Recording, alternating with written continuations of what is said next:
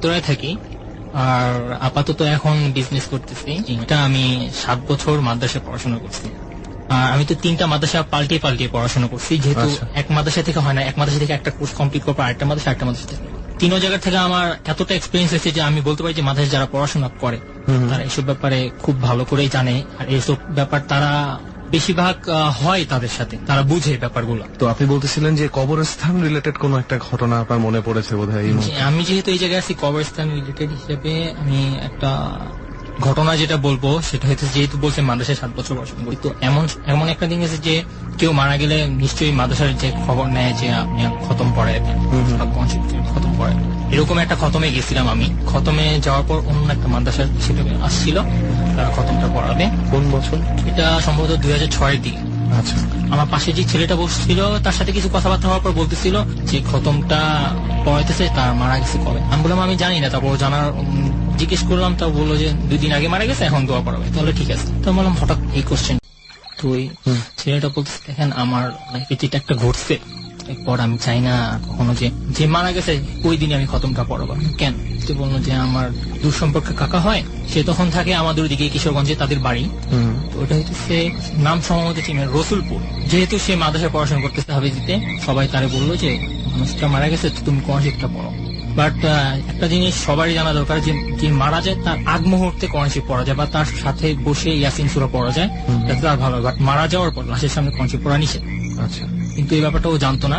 ও লাশটা রেখে গেছে বাড়ির উঠানে, লাশটা শোয়ানো, সবাই সবকিছু রেডি করতেছে, ও খতম পড়তেছে, মানে ওই পাশে কোরআন শরীফ তেলাওয়াত করতেছে। ও লাশটা উঠানের এক সাইডে, ও উঠানের আরেক সাইডে কোরআন শরীফ পড়তেছে।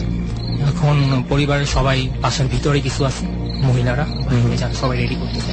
এমনিও কারেন্ট নেই এলাকাটায়। কোরআন শরীফ ও পড়তেছে মোমবাতি দিয়ে। ওই পাশে একটা হারিকেন জ্বালানো আছে লাশের ওই পাশ থেকে, আলোর যতটুকু আলো করে রাখছে আর কি, হারিকেন জ্বালে ও পড়তেছে। তো বাসা হঠাৎ থেকে খবর আসছিল যে মসজিদে এখান থেকে খাট পেতেছি না, দূরে মসজিদ থেকে নেওয়া যাবে। তো পুরুষরা সব চলে গেল খাটানোর জন্য। আর ভিতরে ও বললো যেরকম যে 4-5 জন মহিলা ছিল, তার ওর থেকে 2 জনই চিনে সম্পর্কে, আর বাকি সব হইতেছে এলাকার গ্রামের। তো 4 জন মৃত্যু সংবাদ শুনে সবাই বাসায় আসছিল।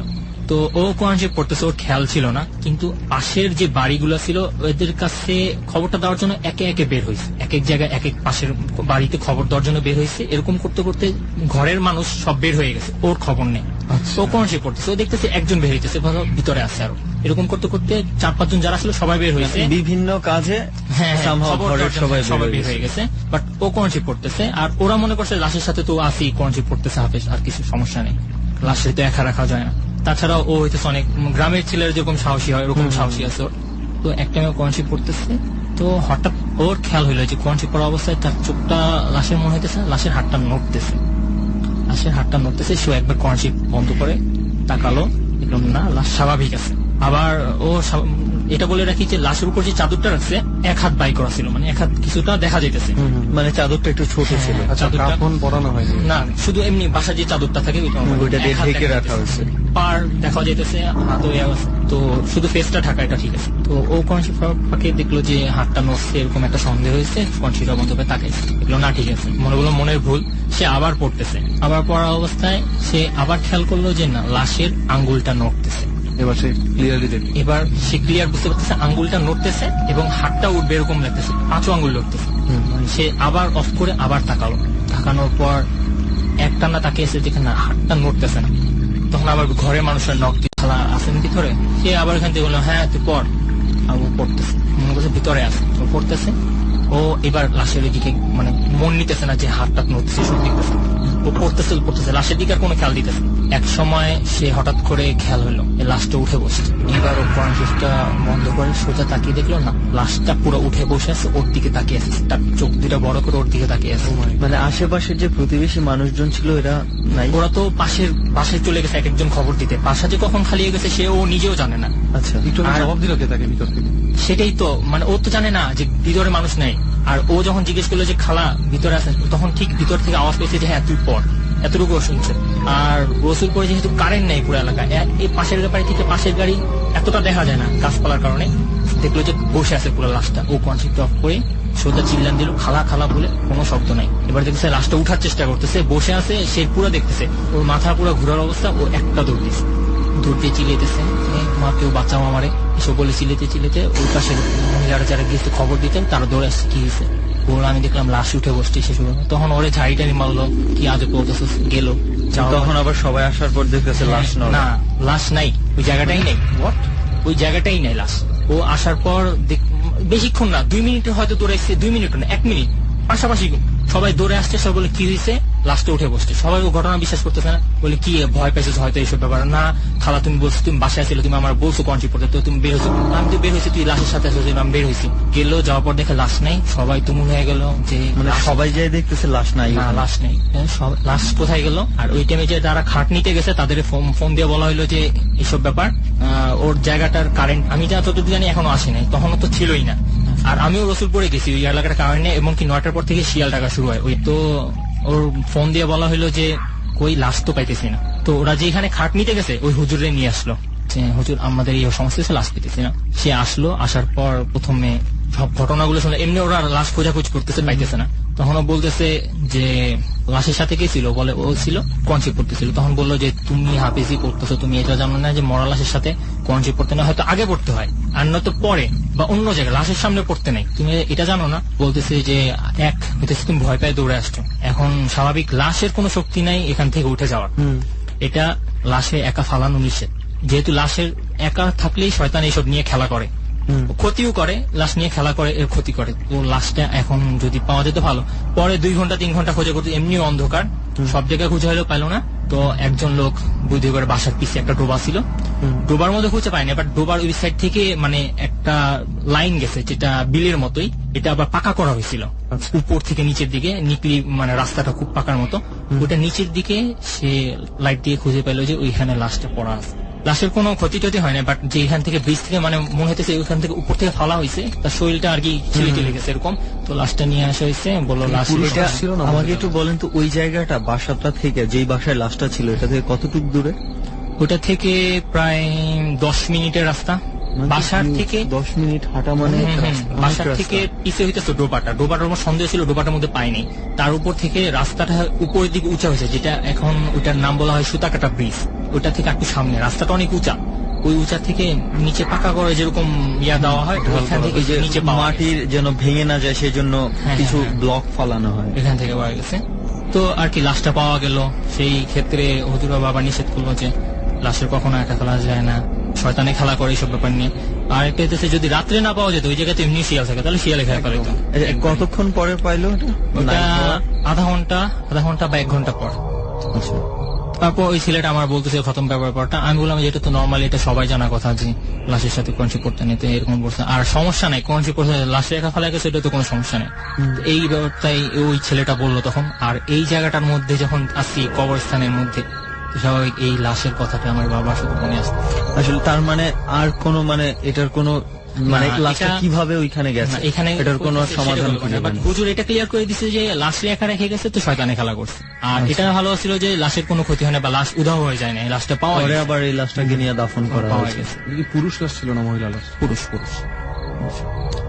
তো এটা হলো লাশের ঘটনাটা গেল। এবার আমার নিজের ঘটনাটাই বলি। সেটা হইতেছে আমাদের যে বাসাটা, সে বাসা কোথায়, মানে উত্তরায়? হ্যাঁ, উত্তর, এটা ভিতরের সাইডে। আচ্ছা। জায়গাটার নাম হইতেছে গাওয়াইর। বিশাল বড় বাসা, বাগান বিলাস বাড়ি নাম।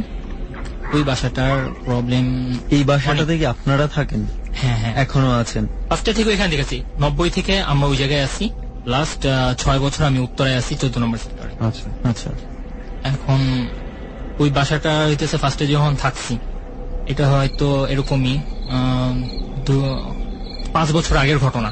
5 বছর আগের ঘটনা। তখন আমার ছোট ভাই আর কি, একটা বলে যে ভাইরাস জ্বর চলতেছে, তো আমারও জ্বর, আমার ছোট ভাইয়েরও জ্বর। ছোট ভাই বলতে হইতেছে আমার পরে একটা ভাই আছে। তারপরে কয় ভাই? আমরা 3 ভাই, একবারে ছোটটা। আচ্ছা। তখন তার বয়স মাত্র 4 বছর ছিল। তো তারও জ্বর, আমারও জ্বর। শুয়ে আছি আমার আম্মুর রুমে। তো দুজনের মাথা একই দিকে, আমার আম্মু শুয়েছে, আমার আম্মুর কোলের উপর হইতেছে আমার ছোট ভাই শুয়ে আছে। ওই টাইমটা আমার এমনি নর্মালি বোবাজিন ধরে, এটা না, বোবাজিন ওই দিনকার আমায় ধরছে, ঠিক আছে, বাট আমি বোবাজিন দিলে একটা জিনিস আমি নিজেই সজাগ থাকি, বাট জিনিসটা সবকিছু বুঝতে পারি, কিন্তু ধরে আছে আমার উপর। আমি বোবাজিন ধরছে, আমি খেয়াল করতে পারতেছি আমার মাথার পাশ থেকে কেউ কালো একজন দেখতে পারতেছি, সে আমার উপর চাপ দিয়ে রাখছে। কোনো হাতের কিছু না, বাট চোখের চাপে আমি মনে হয় এরকম হয়ে আছে। ঠিক ওই টাইমটায় আমার ছোট ভাই চিল্লান দিয়ে উঠছে এবং আমার ওটাও ছেড়ে দিচ্ছে। ছোট ভাই চিল্লান দিয়ে উঠলো যে শুধু এতটুকু বলছে ভূত। এই ভূত বলে সে চোখ উঠে গেল, যেটা বলে খিচুনি বল, শরীর টরীর খিচুনি দিয়ে উঠছে, হাতটা সব বোট আসতেছে। আমার আম্মা একটু ভয় পেয়ে গেছে, তার মুখ থেকে ফেনা বেরোতেছে। তো আমি তাড়াতাড়ি করে তার উত্তরা মেডিকেল নিয়ে আসছি। উত্তরা মেডিকেল নিয়ে আসার পর বলে জ্বর বেশি বেড়ে গেছে, তাই হয়তো এরকম হয়েছে। ডাক্তাররা যেটা বলো সেন্স আসার পর। তো ওই দিন হসপিটালে থাকবে। আমার আব্বু চলে আসলো উত্তরা মেডিকেলেই, আমি আর আমার ছোট মানে মেজো ভাই যে সে চলে আসলাম বাসায়। বাসায় আসার পর আমি আর মেজো ভাই যে রুমে ঘুমাই ওই রুমে আমি ওই দিন ঘুমালাম না। আমার মেজো ভাই আমার রুমে ঘুমাইতেছে, আমি ওই দিন আম্মুর রুমে শুইলাম। আর যেহেতু আব্বুর ল্যাপটপ ছিল, আমি রাত্রেবেলা মুভি দেখতেছি। তো রাত্রে আমি কানে হেডফোন দিয়ে মুভি দেখতেছি। ওই ঘটনাটা মনে আছে আমার, যে আমি এখানে কালো কিছুটা দেখছি, সাথে আমার ছোট ভাই এত ভয় পাইছে। তারপর এতটাই নিতেছি না, কারণ ওই বাসার মধ্যে অনেক কিছু ঘটনা এমন আছে যেটা কমন হয়ে গেছে। আচ্ছা হাসান ভাই, আপনার কি মনে হয় যে আপনি যেটাকে দেখছেন ওইটাকেই দেখছে আপনার ভাই? সেটা আমার পুরো খেয়াল, কারণ আমি যে দিকটা দেখতেছি, যে ঘুমের মধ্যে যে দিকটা দেখছি কালো একটা শ্যাডো দাঁড়িয়ে আছে আমার উপর ভর, ঠিক ওই দিকটাই ও আঙ্গুলে ইঙ্গিত করে বলছে এটা ভূত। না, কারণ কি আমি যতটুকু জানি যে বোবায় ধরার ব্যাপারটা, জি। এটা তো আশেপাশের মানুষ টের পায় না। না, টের পায় না, এটা আসলে টের পায় না। এমনকি আমার সাইড থেকেও যদি ধরে আমিও টের পাবো না। হ্যাঁ হ্যাঁ হ্যাঁ। কিন্তু আমার ওই ব্যাপারটা আছে যে আমার এখান থেকে ধরছে, আমি কালো শ্যাডোটা দেখতেছি, বাট আমার ছোট ভাই ওইদিকে ইঙ্গিত করে বলছে ভূত, ওই দিকটাই দেখে, কারণ দুজনের মাথায় একই দিকে। আচ্ছা, তারপর বাসা আসার পর ওই দিকটা আমার খেয়াল আছে, হালকা ভয় লাগতেছে। তারপর আনা আমি মুভি দেখছি, রাত্রে 2টা বেজে গেছে। মুভির মাঝখানে আমি একটা সাউন্ড পেতে, যে কেউ হয়তো ওয়ালে বাড়ি মারতেছে এমন একটা, যেহেতু কানে হেডফোন একটা ভাইব্রেট হয় কানের মধ্যে, মানে একটু বোঝা যায় বোঝা যায় বাইরে যে একটা কিছু আওয়াজ বাইরে কিছু হচ্ছে। আওয়াজ হচ্ছে বা দরজা নক করছে। স্পষ্ট না হলো হালকা বোঝা হ্যাঁ, যায়। আমি আবার দরজা লক করিনি, যেহেতু আমার যেহেতু ছোট বাবু আছে, ছোট বাবু যদি আসে তাহলে আমি দরজা লক করিনি, সেও আসতে পারে। আমি বারবার হেডফোন সরাইছি 2বার, আমি কোনো আওয়াজ পাইনি। তো লাস্ট 2টার দিকে মনে হয় আমি মুভি অফ করছি। অফ করার পর আমার বাবার আলমারিতে আমি ল্যাপটপটা রাখতেছি। আচ্ছা। ঠিক ল্যাপটপ আলমারিটার বরাবর হইতেছে যেটা বাসার মধ্যে যেটা ড্রেস চেঞ্জ করার রুম রাখে, সাথে অ্যাটাচ বাথরুম থাকে, আর উপর করিডোর। ওই জায়গাটা সাইড হইতেছে আমার বাইরে হওয়ার দরজা। আচ্ছা। আমি আলমারি দরজাটা খুলছি, আলমারিটা রাখতেছি, এই টাইমে আমি একটা সাউন্ড পেলাম যে ওয়ালের মধ্যে একটা ধাপ করে একটা বাড়ি লাগছে। তো আমি সেটাও খেয়াল করিনি, আমি আর রাখলাম। রাখার পর আলমারি আটকালাম, খেয়াল আবার করেন নাই বলতে আপনি পাত্তা দেন না? পাত্তা দিনে, কারণ আওয়াজ হইতে পারে। আমি আলমারিটা রাখার পর আমি আলমারির দরজাটা আটকানোর সাথে সাথে আবার এই সেম আওয়াজ, ধপ করে আওয়াজটা হলো। আপনি ডিরেকশন বুঝতে পারছিলেন কোথা থেকে? হ্যাঁ, করিডোর এখান থেকে আসতেছে, বাথরুমের এখান থেকে আসছে। আমি দরজাটা আটকে, আলমারির দরজাটা আটকে আমি আরেকবার শোনার জন্য ওয়েট করতেছি যে কি আবার সেম সাউন্ড। তখন আমি চিন্তা করছিলাম এই রুমে ঘুমাবো না, চলে যাই মেজো হয়ে। তো আমি ঠিক ওই দরজাটার দিকে এলে আমার ড্রেস রুম সহ, বাথরুমের দরজা সহ করিডোর পুরোটাই দেখা যায়। আমি যখন বের হতে যাব ওই টাইমটায় একটা বলে রাখে যে একটা ডিম লাইট আছে, ইয়েলো কালারই, পুরোটা ঘর আলো রাখে, ওটা জানানো ছিল। আমি ওটা দিয়ে বের হতে যাব, তখন আমার খেয়াল হলো আবার আওয়াজটা আসছে। আমি তখন চোখটা গেছে করিডোরের দিকে, যেহেতু বাথরুমের উপর করিডোর, দেখলাম করিডোর দরজা সবসময় লাগানো থাকে, করিডোর দরজাটা খোলা। আমি কোনো দেখতে পাচ্ছি না, মানুষের একটা আকার থাকে, মানুষের ঠিক আছে, অবয়বটা ঠিক আছে, বাট কালার থাকে একটা, ওইটার কালার হচ্ছে ছায়া, মানুষের ছায়া যেরকম, ওটা ছায়া একটা এরকম। ওটা ছায়াটা দেখতেছি উঠতেছে, 2টা পা অনেক বড়, একটা পা উঠতেছে একটা ওয়ালের মধ্যে বাড়ি মারতেছে, আরেকটা পা উঠতেছে আবার একটা ওয়ালের মধ্যে বাড়ি মারতেছে। কেউ করিডোর উপরে বসে বসে পা নামে, আর পশমও বুঝা যেতেছে, তার ছায়ার মধ্যে তার বড় বড় পশমগুলো বুঝে যেতেছে। আমি ওইটা দেখার পর আমি চিন্তা করতেছি এখন বের হবো কি করে, বাট একটা ভয় লাগছে। তার মধ্যে আমার কোনো দোয়া টোয়া মনে আসতেছে না, কি করবো না করবো, আমার পাও নাড়াইতে পারতেছি। আরেকদিকে ভয় আছে, তার ফেসটা এখন আমি দেখতে পারতেছি না, আমি চাইতেছি না তার ফেস দেখতে বা সে আমার দেখতে। আমি ওই মুহূর্তটার মধ্যে দরজাটা খুলতে যাবো, এরকম একটা শক্তি নিয়ে, বাস আমার ভুল ছিল যে আমি তার দিকে তাকিয়েছিলাম, আমি ওইদিকে তাকিয়ে দৌড়টা দেখিয়ে দিচ্ছি। এই টাইমে আমার চোখটা করছে তার দিকে, তার দেখলাম তার ফেসটা অনেক বড়, তার পা তো অনেক বড়ই, তার শরীরের আকার কিন্তু অনেক বড়, ছায়ার মতো পুরোটাই। তার মোটামুটি দেখলাম কোকড়ানো চুলের মতো ছায়া, সব মাঝখানে 2টা, মানে ছায়াটা এত স্পষ্ট যে চুলটাও বোঝা সব যাচ্ছে। বুঝা যেতেছে, কালো যেহেতু চুলও কালো, কিন্তু মানুষের কোনো ওর কালার নাই। আমি নাক মুখ কিছু দেখতেছি না, বাট 2টা চোখ দেখতেছি লাল, 2টা চোখ দেখছি পুরো লাল। এতটুকু দেখার পর আমি মনে হয় কয়েকটা সেকেন্ড শুধু এই দেখার মধ্যেই আমি শেষ, আর কিছু বলতে পারি না। ঠিক দরজার এখানে পড়ে আছে, আমি ছোট কুকু মেবি 9:30টার দিকে এসে দরজা খুলছে, দরজা তো লক করে, হ্যাঁ দরজা খুলে দিচ্ছে, আমি এখানে পড়ে আছি। এই এক মুহূর্ত জ্বর তো ছিলই, তার মধ্যে আমার জিজ্ঞেস করলে সব ব্যাপার সবকিছু বললাম। সে বললো এইসব ব্যাপার এই রুমের মধ্যে একা এইসব ব্যাপার বিশ্বাস তো করছি, তার এই আসার উপায় না, আমি এই জায়গায় কেন পড়ে আছি। তারপর আব্বু যখন আসছে তার এই শেয়ারটা করলাম, তখন আব্বু অনেকদিন পর বলছে, সাথে সাথে বলে নাই, অনেকদিন পর এই ঘটনা বলছে যে ওই রুমের মধ্যে আব্বু সবসময় শোয়ার আগে করিডোরের লাইটটা জ্বালায় না, বাথরুমের উপর করিডোরের লাইটটা সবসময় জ্বালায় না, কারণ আব্বু একবার দেখছে বাথরুমে যাওয়ার সময় কিছু একটা আছে উপরে।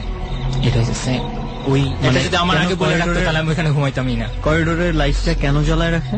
সেটা আব্বু এত কিছু ডিটেলসে বলে না যে কি দেখছে, বাট সে বলছে যে করিডোর উপরে সবসময় সে লাইট জ্বালায় রাখে, কারণ সেখানে একটা কিছু দেখছে আগে বাথরুমে যাওয়ার আগে। আসলে সুমন দাস, এইসব প্রশ্নের উত্তর না আমরা কখনো পাবো না।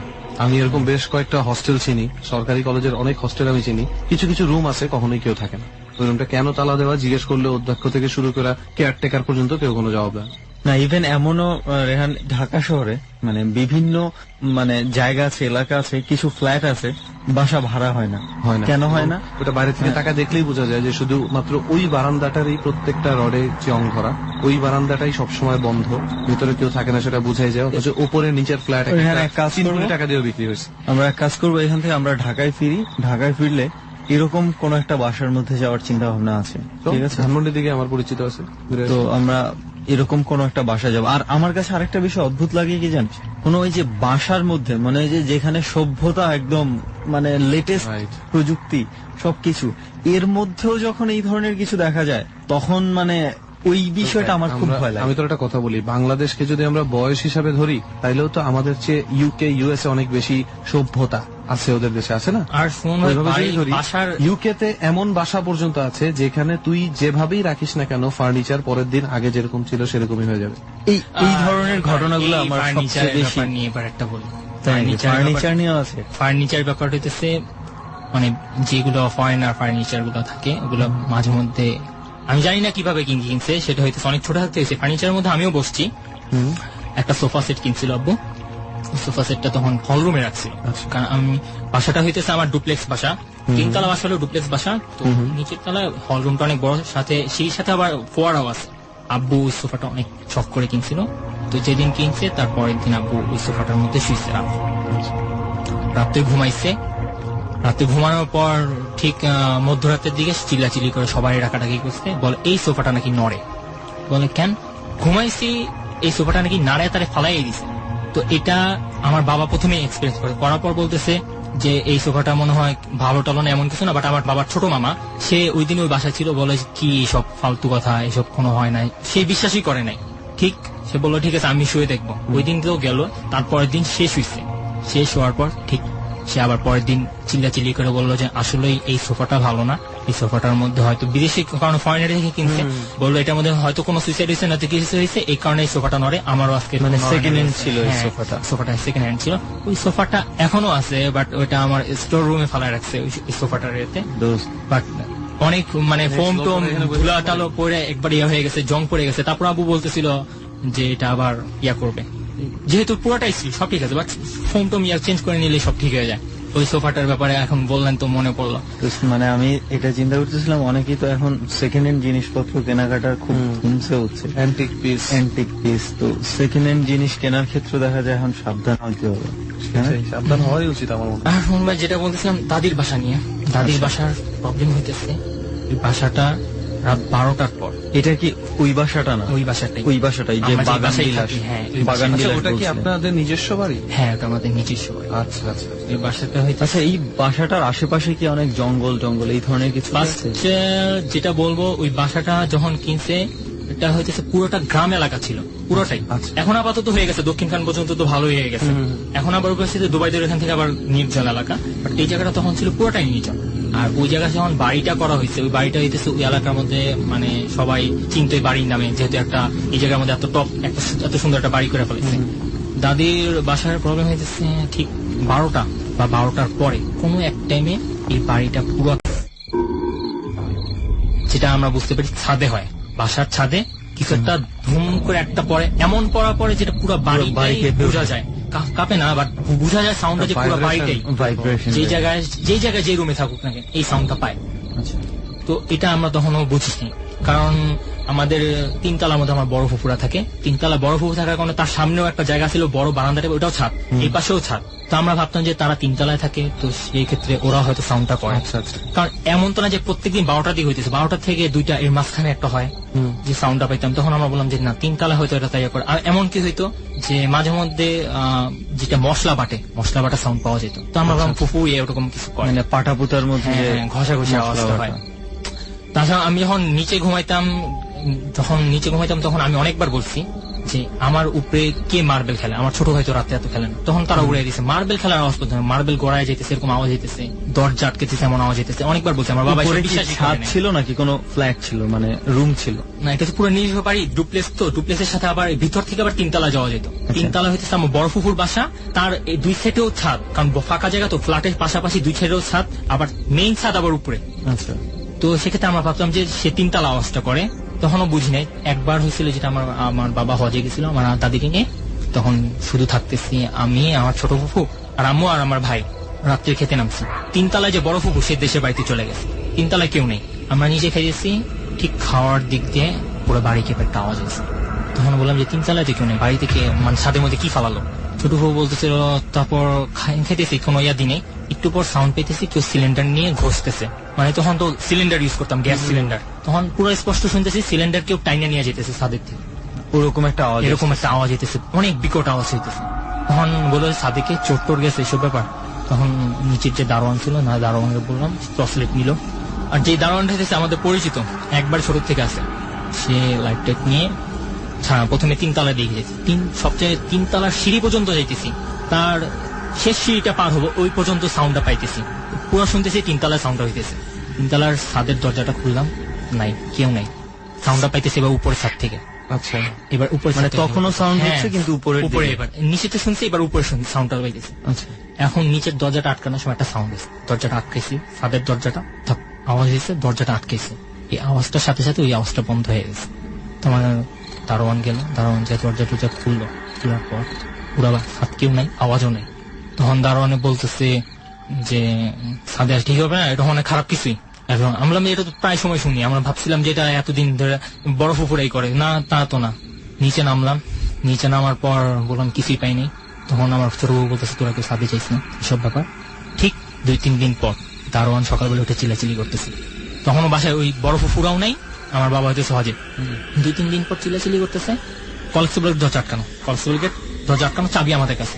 সেই সকালবেলা ফজর দিকে 6টার দিকে চিল্লাইতেছে, বলে দরজা খুললাম, দরজা খোলার পর বলতেছে যে দরজা তো আটকানো, বাট ভিতরে আমি কাদার পায়ের ছাপ দেখি। কেন? কাদার পায়ের ছাপটা বড়, সাধারণ মানুষের যে পায়ের ছাপ থাকে এরকম না, এরকম না, বড়। এখন এটা ছিল নামার দিক, পায়ের ছাপটা এমন হইতেছে যে উপর থেকে কেউ নেমেছে। এখন এটা উল্টা কিনা সেটা জানি না, বাট জিনিসটা আমরা ফলো করতেছি উপরের দিকে, সিঁড়ি বেয়ে উঠতেছি, দেখা যেতেছে 3 সিঁড়ির পর একটা দাগ পেতেছি, আবার উপরে একটা মাঝখানে যে সিঁড়ি ওইটার মধ্যে একটা পাইতেছি। এরকম করতে করতে ছাদে গেছি। ছাদে যাওয়ার পর যেখানে আমরা উপরে একবার উপরে যে একটা জায়গা থাকে, ওই জায়গার মধ্যে যে নর্মালি যেসব জিনিসপত্র ইউজ করেন ওগুলো রেখে দিই, ওখানে তোষক টোষক ছিল, কোলবালিশ ছিল যেগুলো পুরান, ওগুলো দেখলাম যে সিঁড়ির এখানে সুন্দর করে বিছিয়ে রাখছে, কেউ এখানে রাত্রে থাকছে, এবং কি বালিশ কোলবালিশটা ছিল, কোলবালিশের মধ্যে কাদার ছাপ, কেউ এখানে থাকছে, এটা পুরো প্রমাণ এখানে উপরে কেউ থাকছে। শোনার পর আরো বিশ্বাস হয়ে গেল যে না, এখানে কিছু খারাপ কিছু আছে। যেহেতু এমন কোনো ক্ষতি করে নাই, এরকম জানার পর আমার ছোট বউ পুরো নিষেধ করে দিচ্ছে যে ছাদে কেউ যাবা না একা একা, এটা কোনো খারাপ কিছু হইতে পারে। এখানেও শেষ হয় নাই, তার 3-4 দিন পর রাত্রিবেলা কি হয়েছে সেটা জানি না, সকালে উঠে দেখলাম যে পুরোটা বাগান এখানে টপ দেওয়া, তো দেখলাম একটা বড় টপ ভেঙে রাখছে দারোয়ানে। দারোয়ানে জিজ্ঞেস করলাম যে কি হয়েছে, টপটা ভাঙছে কেন? বললে সে প্রথমে এমন কিছু বলতেও চাইতেছে না, বলতেছে এমনিও রাগে, সে আমার রাগ দেখাইতেছে খুব। তখন আমি বলছিলাম যে কি হয়েছে বলো, সেদিনও বলে নাই। 2-3 দিন পর বলছে যে এই বাসার মধ্যে কি হয়েছে জানি না, বাট এখন বাসা খালি হয় কিনা এইসব ব্যাপারে কিছু জানি না, বাট আমি রাত্রে যখন ঘুমাই তখন ওই পাশ থেকে কেউ আমার ইট মারে, মানে জানলার দিকে সে ইট মারে, তার আলাদা ঘর আছে, সে ইট মারা মানে দরজার মধ্যে ইট মারে, ক্লাসে ইট মারে। সে বের হয়েছে, বের হওয়ার পর কাউরে পায় না। 2-3 বার ইট মারার পর সে শুনতেছে তারে ডাকতেছে, ডিস্টার্ব করতেছে, চিল্লাইতেছে। তখন সে আগে বের হয়ে একটা টপ দিয়ে একটা বাড়ি মেরে ভেঙে ফেলেছে, যে ভয় দেখানোর জন্য আর কি। তার সাহস আছে এমনি অনেক, সে টপ দিয়ে ভাঙে আর কি তাদেরকে ইয়া করলো যে জ্বালাইতে না, মানে এরকম। মানে নিজেই টপটা ভাঙছে, নিজে মানে ভাঙছে। নিজের রাগটা দেখানোর হ্যাঁ, জন্য। সে ছুঁড়ে মারছে টপটা, আচ্ছা। যে আমার ডিস্টার্ব করতে না। তো এই দাদির ব্যাপারে এইসব ঘটনাগুলো আমি যখন এলাকায় যখন ফ্রেন্ডদের সাথে আলাপ করতাম, তো ফ্রেন্ডরা বিশ্বাস করতে পারতো না। যে আমার ক্লোজ ফ্রেন্ড সাগর একটা আছে, তারও বলছি, সে কখনো বিশ্বাস করেনি। তো হঠাৎ একদিন তার বাসায় সবাই চলে গেছে, তার পরীক্ষা আছে, এই কারণে সে আমার বাসায় এসে থাকবে। আর সে এই মুহূর্তে থাকতে আসছে আমার দাদা আর কি দেশের বাড়িতে ছিল, যেহেতু আমার বাবা বিজনেসের কারণে চায়না চলে যায়, সিঙ্গাপুরে যায়, তখন সে বাইরে ছিল। আমি বললাম ঠিক আছে আমার সাথে থাকতে। তো তখনই ওই ব্যাপারগুলো ভুলে গেছি, যে তার এই ঘটনাগুলো বলছি, সে বাসাটায় আসছে, তখন এইসব খেয়াল নাই। সন্ধ্যার দিকে হয়ে গেল, রাত্রে খাবারের পর হঠাৎ করে ও মনে পড়লো, যে বলতেছে যে কি রে দোস্ত, তোদের না 12টার পর বা 12টার দিকে একটা সাউন্ড হয়? আমি বললাম হ্যাঁ হয়, বাট এমন তো না যে ডেইলি এরকম ভাবে শুনতে হবে তোর। তখন বলছে আমি আজকে শুনতে পারবো। আমি বললাম জানি না। 12টার পর সে অনেক ওয়েট করছে যে শুনবে, শোনার নেই। ঠিক 1:45 দিকে সাউন্ডটা পাইছে, ও ধমকা আওয়াজটা হয়েছে। তখন আমি বললাম যে দেখছো এবার সাউন্ডটা তো পাইছো? তখন বলছে হ্যাঁ বুঝতে পারছি। তারপর বললো যে আর কি কি হয় নাকি, সেসব আমি কিছু বলি না, রাত্রে ঘুমাই গেছি। তো মশারি টানিয়ে ঘুমাইছি, সে হঠাৎ করেই মশারি থেকে লাফ মেরে পড়ে গেছে, রাত্র অন্ধকারে লাফ মেরে পড়ে গেছে। আমি বললাম ব্যাপার কি, এসব কি? ও চিল্লাচিল্লি করতেছে, আমি রুমে থাকবো না, এইসব ব্যাপার বলতেছে। আমি কি হয়েছে? ও আমার বলতেছে আমি স্পষ্ট দেখছি যে আমার মশারির পাশে কেউ ঘেসে দাঁড়ায় আছে, আমার মশারির পাশে কেউ ঘেসে এসে দাঁড়ায় আছে। আমি তোরে ডাকার জন্য চেষ্টা করতেছি, বাট আমি হাত নাড়াইতে পারতেছি না। আমার এই সাইড চলতেছে, আমি এই সাইড, তোর দিকে আমি হাত নিতে পারতেছি না, মানে আমি তোর দিকে যাইতেই পারতেছি না। তারপর আমার মুখও কেমন একটা জট হয়ে গেছে, আমি চিল্লাইতে পারতেছি না। তো আমি ওই দিকেই মশারি টানে পড়ে গেছি। তো আমি বললাম যে লাইট জ্বালাই ঘুমায়, সব ব্যাপার। ওই রাতটা গেল, রাতটা পর আমার সাথে আর ঘুমায় নেই, ওই বাসায় আসেও নেই। তো এই গেল দাদির বাসায় যেগুলো ঘটনা আমার সাথে ঘটছে, এটা শেষ। এখন যেহেতু আমি যে মাদ্রাসায় পড়াশোনা করছি, সেখানে যে এক্সপিরিয়েন্স হয়েছে ওই ব্যাপারটা নিয়ে বলি। ফার্স্ট মাদ্রাসায় যেটা পড়ছি, সেই মাদ্রাসার মধ্যে যখন আমি পড়াশোনা করি রাত্রিবেলা, তখন আমি জানি না 1 মাস পর বা 2 মাস পর আমি জিনিসটা খেয়াল করলাম। শীতের দিকে সবাই গভীর ঘুমে থাকে রাত্রিবেলা। তখন আমি একটা জিনিস খেয়াল করলাম যে কেউ একটা ডাকাডাকি করে, মানে পরিচিত গলায় কেউ ডাকাডাকি করে, এক একজন এক এক নাম ধরে। তখন ফার্স্ট যেটা আমি শুনছি, আমার রাত্রে অনেকটা ঘুম ভাঙে নেই শীতের কারণে, একবার আমি শুনছি যে আমার ফ্রেন্ড আছে রেজাউল, তার নাম ধরে ডাকছে। তখন মানে বাইরে থেকে ডাকছে? হ্যাঁ বাইরে থেকে ডাকছে। তখন আমি ওরে সকালবেলা বললাম যে তোরে তো কেউ ডাকছিল বাইরে থেকে। তখন ও আগে থেকেই মাঝে থাকে, সে বললো যে কখনো তোর নাম ধরে ডাকলেও তুই কখনো আনসার দিবি না বা যাবিও না কখনো। আমি বললাম ব্যাপার কি হয়েছে? বলে এই জায়গায় মেইন সমস্যা হচ্ছে একটা হুজুরের নাম বললো যে এই হুজুর জিন পড়ায়, রাত্রিবেলা জিন পড়ায়। রাত্রিবেলা সহজেও কেউ বাইরে হয় না, আর বাইরে হলে দেখবি সে এখানে বসে আছে, বাট কোনো কথা বলবি না, এখান থেকে যাবি আর আসবি, বাথরুমে যাওয়ার জন্য যাবি, শুধু আসবি, বাট বাইরে কোনো আওয়াজ টাওয়াজ পেলে কখনো সাড়া দিবি না। এটা বলার পর ঠিক পরের দিন রাত্রেবেলা, আমি যেহেতু পরে শুনছি আমি ওটা বলছি, ঠিক ওই দিন রাত্রেবেলা আমার তেমন একটা ঘুমও আসতেছিল, এই কথাগুলো মাথা ঘুরতেছিল। হঠাৎ করে আমি সাউন্ড পেলাম, আমার একটা ফ্রেন্ডের নাম ধরলো মাহাজ বলে ডাকতো। ঠিক 2টা ডাক দেয়, একটা ডাক দেয় মাহাজ বলে, তারপরের ডাক আবার মাহাজ বলে ডাক দিল। 1 ঘন্টা পর আমার নাম ধরে ডাক দিল খালিদ বলে। আমি অবাক হয়ে আমি বসে আছি, আবার বলে খালিদ। তখন আমি আবার রেজাউলের ডাক দিলাম, বললাম যে আমার নাম ধরে ডাকতেছে, শুয়ে থাক, কোন আনসার দেওয়া মানে এটা কমন, মানে হবে। আপনার নাম ধরে খালিদ, মানে খালিদ হাসান? আমার নাম খালিদ হাসান। তো যেহেতু বলতেছে যে তুই শুয়ে থাক, তোর আনসার দিস না, তোর নাম ধরে ডাকতেছে, এই হয়, ওইটা প্রথমে বুঝলাম। তারপরের ব্যাপার আরো ভয়ানক হয়েছে, রাত্রে মাঝে মধ্যে লাইট অফ থাকতো, দেখতাম মশারি এখান থেকে মানে একটা লাইন থাকে, মাঝখানে একটা চলাফেরার একটা লাইন থাকে, ওই চলাফেরার লাইনে দেখতাম যে কেউ হাঁটাচলা করতেছে, মানে রুমের ভেতরে কেউ হাঁটাচলা করতেছে। এমনকি 1জন না 2জন না 3-4 হইতে পারে, এক সাইড থেকে হেঁটে যেতেছে, আবার পাশ থেকে আরেকজন কিছু হাঁটতেছে। রাতের ডিম লাইট তো চলে, ডিম লাইটে পুরো দেখা যায় কেউ হাঁটতেছে। এমনকি মানুষের ফিগার দেখলে বোঝা যায় এই যে আমার ফ্রেন্ড, নয়তো কোনো হুজুর হাঁটতেছে বা কোনো বাবুর্চি হাঁটতেছে, বোঝা যায় যে তারা হাঁটতেছে, বাট ডাকি নেই কখনো। তারাও আমার বলছিল যে এখানে হাঁটা চলাও দেখবি, বাট কখনো ইয়া করবি না, রেসপন্স না করা ভালো। এই প্রবলেমটা ততদিন চলছে যতদিন ওই হুজুরটা ছিল। ওই হুজুরটা চলে যাওয়ার পর কোনো সমস্যা হয়নি। এমনকি রাত্রেবেলা আমি হুজুরে দেখছি এখানে বসে আছে, চুপচাপ সে বসে আছে, তার কাছে একটা লম্বা মোটা একটা ব্যাত, পুরোটা কালো কস্টিক মারানো, সেখানে বসে আছে, সে নাকি সেখানে জিন পড়ায়। সে যতদিন ছিল এই প্রবলেম গুলো ঠিক ততদিন ছিল, এক একজনের এক এক নাম ধরে ডাকা, মাঝে মধ্যে গ্রিলের মধ্যে 2টা বাড়িও মারে। মানে এই সময়তে কি কোনো মাদ্রাসার কোনো ছাত্রর কোনো ক্ষতি বা কোনো ধরনের কিছু ক্ষতি করে নাই, বাট 2টা ছাত্র খুবই ভয় পাইছে। এক হইতেছে সে একবার বাথরুমে যাওয়ার সময় বাথরুমে ঢুকছে, সে আর বের হইতে পারতেছে না, দরজা খুলতেছে না, বাইরে থেকে কেউ আটকে গেছে, সবাই ঘুম, তার এটা হচ্ছে একটা ফ্ল্যাটের টাইপের ছিল, যেটা বলতেছে এটা ফ্ল্যাটের টাইপের ছিল, সবাই যায় জানার মতো। একজন উঠলে যেরকম বাসার মধ্যে 3টা বাথরুম থাকে, ঠিক ওটার মধ্যে আমার 3টা বাথরুম। তো এতজন উঠানে যে বাইরে থেকে কেউ আটকে দেওয়া যাবে, সে ভিতরে থেকে বলতেছে আমার কেউ আটকে দিয়েছে। একটা ভয় পাইছে। দ্বিতীয় ভয়টা পাইছে একবার একটা ছাত্র, যেটা আওয়াজটা যেদিক থেকে আসে নিচ থেকে, সেটা মেইন সেই উঠার এখানটা পুরোটা গ্রিল দেওয়া, মানে চারপাশে একটা বেড়ার মতো গ্রিল দেওয়ার মতো ইয়ে করে রাখছে যাতে কেউ না যেতে পারে, আসতে পারে, দরজাটা আটকে রেখে নেই। তো সে ওটার পাশে শুয়েছিল। তো ওটার পাশে শোয়ার পর সে অনেক বড় একটা স্টুডেন্ট, সে একবার তার নাম ধরে ডাকছে, সে আনসার দেয় নাই। দুইবারও ডাকছে, সে আনসার দেয় নাই। তৃতীয়বার নাকি তার ওই গ্রিলের ফাঁক থেকে তার মানে মানে যে বেড নিয়ে টানাটানি করতেছিল, যে টানতেছে গ্রিলের দিকে, টানতেছে যে পেট ধরে টানতেছে, সে তখন রাগে ওই গ্রিলের মধ্যে জোর একটা বাড়ি মারছে। তার হাতও কেটে গেছিল। জোর একটা বাড়ি মারছে। বাড়ি মারার পর আমাদেরকে ডাক দেওয়ার পর বলতেছে এইসব ব্যাপার হয়েছে। তখন আর যে হুজুরটা বললাম যে জিন পড়া, সে অনেকবার বলছে যে এই হলের জায়গাটায় কেউ ঘুমাবা না, কেউ চলাফেরা করবা না। সে এই জায়গাটায় ঘুমাইছে। সে ওই দিন ছিল না, সে বাড়িতে গেছিল, সে ছুটিতে বাড়িতে গেছিল। যখন আসার পর শুনছে তখন বলছে এই জায়গায় শুতে নিষেধ করছে, তারপর শুছে কেন, এসব ব্যাপার নেই। সে যতদিন ছিল সে ততদিন এই সব ঘটনা করছে। সে চলে যাওয়ার পর আর এরকম ঘটনা হয় নাই। আরেকটা যেটা বলবো সেটা হইতেছে, যেরকম এখন নির্জন জায়গা, ঠিক মাথায় যেহেতু পড়ছি, অনেক দুষ্টামিও করছি আমি রাত্রেবেলা। এরকম নির্জন জায়গা আমাদের বাউন্ডারির মধ্যে, মাদ্রাসার একটা বাউন্ডারির মধ্যে আমটামও চুরি করছি। বিশাল বাউন্ডারি, আম চুরি করছি, লিচু চুরি করছি ওই জায়গা থেকে। বাট আমি কখনো ওই ব্যাপারটা ভাবি না যে এই বাউন্ডারিটা এত খারাপ। আমি আজ কখনো শুনিও না এরকম ব্যাপারে। আর প্রথম যে ঘটনা ঘটছিল সেটা হইতেছে আমার ফ্রেন্ডের সাথে যেটা ঘটছে, সে আমার পাশেই শুইতো। এটা আরেক মাদ্রাসায়, সেটা আমি যেটা বলছি আরেকটা মাদ্রাসায়, সেটা হচ্ছে আমার দাদির বাসার দিকে পিছিয়ে দক্ষিণখানে ওইদিকে একটা মাদ্রাসা। নাম না ভালোই ভালো, কারণ এখানে স্টুডেন্টরা থাকে, সমস্যা না সেটাই আমরাও চাই না সেটা বলবো। তো এখানে আমার একটা ফ্রেন্ড পাশাপাশি শুতো, তারে আমি প্রায় ফলো করলাম 1 সপ্তাহ ধরে, যে সে রাত্রের বেলা 9টার দিকে খাওয়ার দিত, খাবারের টাইমে সে চলে যেত। সে রাত্রে আসতো 12টা-1টার দিকে, এসে চুপচাপ শুয়ে থাকতো। তো এই টাইমের মধ্যে কোথায় থাকতো, এত রাত্রেবেলা কোথাও যাওয়াই নেই। তো আমি তারে জিজ্ঞেস করার পর সে বলে না। অনেকবার ফলো করছি যে সে কোথায় যায়, তাও পাই না। যে সে বলতেছে মসজিদে যে আমি পড়াশোনা করি, সেই জায়গাও নেই। আমরা দুজন ঠিক করে বললাম যে তারে ফলো করবো, সে কোথায় যায়, মানে খাবারের পর। সে সবার আগে খেয়ে ফেলায়। ওদিন আমরা তাদের ফলো করার জন্য কমই খেলাম, উঠে গেল।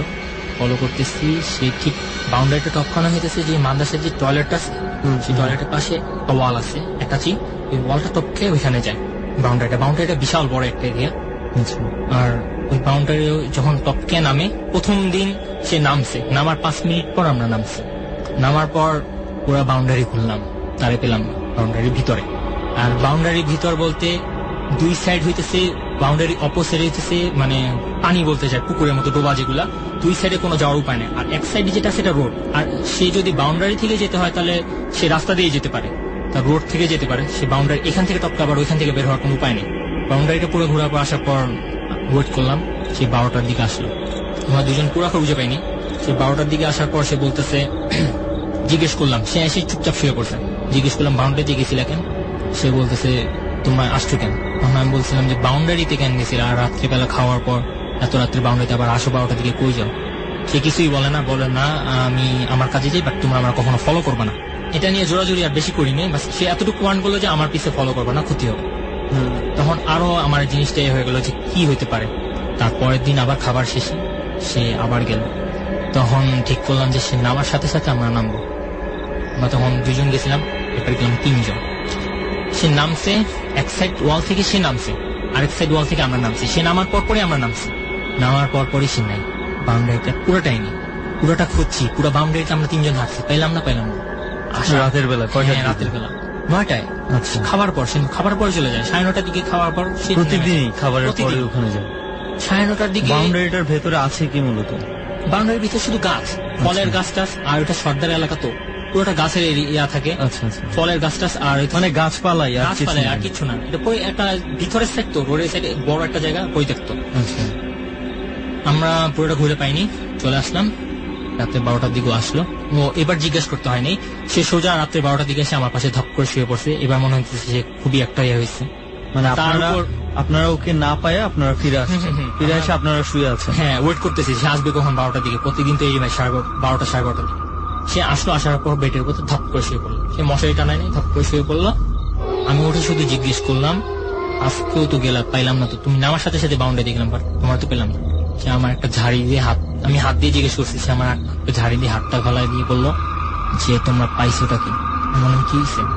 তোমরা মানা করছে আমার ফলো করবা না, আজকেও ফলো করছো, আজকে যদি তোমার ক্ষতি হইতো কোনো। তখন বললাম আমাদের কি ক্ষতি হতে পারে, তুমি তো গেছো, তোমার খুঁজে পাইনি, বাট কারণটা কি?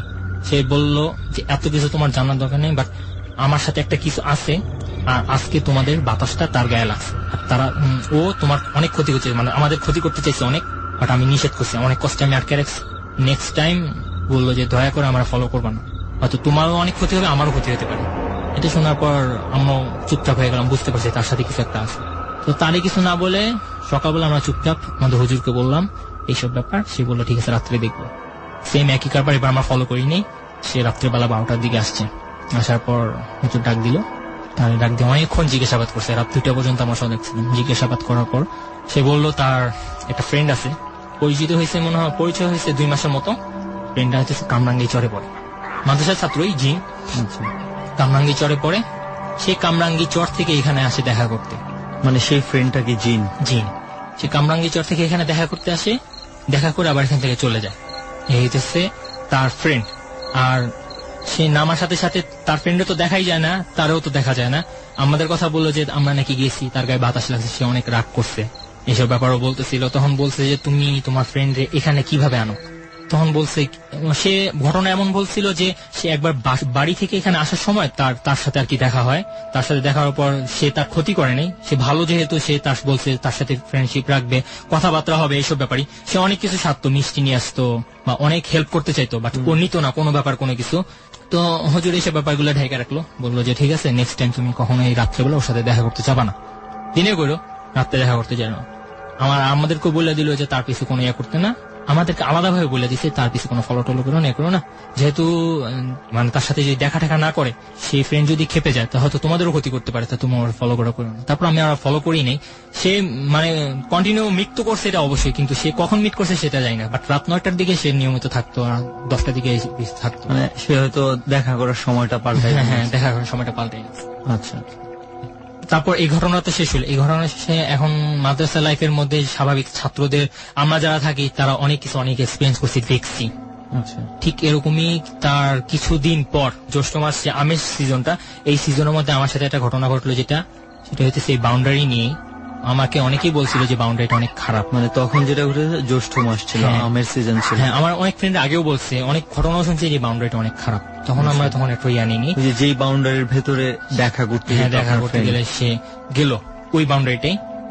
এখন আমি আর আমার একটা ফ্রেন্ড, তার নামও খালেক, আমরা ওইখানে আর কি রাত্রেবেলা আম চুরি করতে যেতাম। একবার রাত্রে আম চুরি করতে গেছি, সে মূলত আমি গাছে উঠতে পারি না, সে গাছে উঠতাম, নিচে পাহারা দিতাম। সে একবার গাছে উঠছে, ভিতরের দিকে গাছে উঠে আম পাড়তেছিল, আমি নিচে বসে ওয়েট করতেছি। যখন যাই তখন এইসব মাথায় সব থাকে না যে এত ভয়ানক জায়গায় আসছি, ভয় লাগতেছে, এসব কিচ্ছুই লাগতেছে না, বসে আছি। সে আম পাড়তেছে, আমি ব্যাগ টেক নিয়ে আসি। সে ঠিক হঠাৎ করে নেমে গেছে, নেমে বলতেছে যে চলো এখান থেকে। আমি বললাম কি হয়েছে? বলে থাইকো না, চলো। আমি বললাম কি হয়েছে? তখন আমার বলতেছে দেখলে ভয় পাবা না তো? আমি বললাম না, কি হয়েছে? তো দেখো ওইদিকে কি চাইতেছে। আমি প্রথমে খেয়াল করতে পারিনি কি হইতেছে। তুই যখন আমি সাইড হয়ে যখন সামনের দিকে গেলাম, তখন দেখতেছি যে আলাদিনের চিরাগটা দেখছি, আলাদিনের চিরাগের মতো প্রদীপ, ছোট ছোট আলো জ্বলে জ্বলে। ওটা হয়তো একটা মানে তামাক পাতার মতো একটা গাছ আছে, বড় বড় পাতা হয়, কালো হয়ে যায়, ওই গাছের উপর থেকে উঠতেছে। ওইটা আস্তে আস্তে আলোটা গাছের দিকে উপর উঠতেছে, অনেকগুলো সারি সারি। তা আমি বললাম এটা কি দেখতেছি, বলে এটা অনেক খারাপ কিছু, চলো। তখন আমি আবার বললাম যে ভালো করে দেখেন এটা কি। আমি খারাপ ভয়ানক কিছু দেখতেছিলাম, দেখছি আলোটা উঠতেছে। দেখলাম সেটা শেষ, এবার ব্যাক করবো। ঠিক ব্যাক করার পর যে পিছে একটা জাম গাছ আছে, জাম গাছের এখান থেকে দেখতেছি যে বিড়ালও বলা যায় না, বিড়ালের থেকে একটু বড়, বন বিড়ালের মতো সাইজ। দেখলাম যে এটা একটার উপরে একটা উঠতেছে, এক সার্কাসের মতো আর কি, একটার উপরে একটা উঠতেছে। কতগুলো ছিল? প্রায় মনে হয় 20-30টার মতো খেলা দেখাইতেছে, একটার উপরে একটা উঠতেছে। এখন আমাদের যাওয়ার রাস্তাটা বন্ধ হয়ে গেছে, মানে যে পিছের দিকে ব্যাক করবো ওই রাস্তাটার মধ্যে এখন চুপচাপ দেখতেছি আর বলতেছি দোয়া করতে। আমরা দোয়া টোয়া করতেছি এই জায়গাটার মধ্যে। তারপর সাইডের লাঠি দিয়ে যেগুলো আমরা পারি সেগুলো পুরো বন্ধ করে দিয়ে দিছি, যাতে আমাদের এখানে যখন না করতে পারে। আমরা চুপচাপ বসে আছি, আমরা এটা শেষ হোক তারপর যাই। দুজনে চুপচাপ দাঁড়িয়েছে, আর আমার একটা সাহস ছিল, সে ছিল সাথে। আমি একলা থাকলে তো কি হইতো, একজন তো আছে আমার সাথে। চুপচাপ দেখতেছি বিড়ালের খেলা গেল, এবার সামনে আগাই। যখন সামনে হাঁটে যেতেছি তখন আবার একটা পিছে আওয়াজ এসেছে। পিছে আওয়াজ আসার পর দেখলাম যে ছায়ার মতোই বলতে পারি, একটু লাইটের মতো দেখা যেতেছে সব, যে সবাই ছাতা নিয়ে ঘুরতেছে এবং তারা অনেকক্ষণ থেকে গোল চক্কর মতো করলো, গোলের মতো হাঁটলো। হাঁটার পর এবার এরা আবার একটার উপর একটা উঠতেছে। এরা যখন দেখছি তখন বলছি আমি এখানে থাকতে পারবো না, সোজা দৌড় দিই। আমরা দুইজন দৌড় দিয়ে চপকে চলে আসছি। আসার পর চুপচাপ শুয়ে আছি, কাউরে কি সব ঘটনা কিছু বলি নেই। তারপরের দিন যখন আমার একটা ফ্রেন্ডে যখন এই ঘটনা বলতেছি, সে বলল যে আবার তুমি বলছিলাম যে জায়গাটা খারাপ, কারণ সেও আগে এই জায়গাটা দেখছে, ওই জায়গায় একটা সাউন্ড হয়, এমন একটা সাউন্ড পাইছে যে দুই হাতির কানের মতো দুইটা বাড়ি খেতেছে উপরে দেখতেছে। আমার একটা কিছু দেখছি, আমার বলছিল বাউন্ডারি যেতে খারাপ। তারপর আমরা গেছি কেন, এই একটা ভয়ের ব্যাপার গেছে।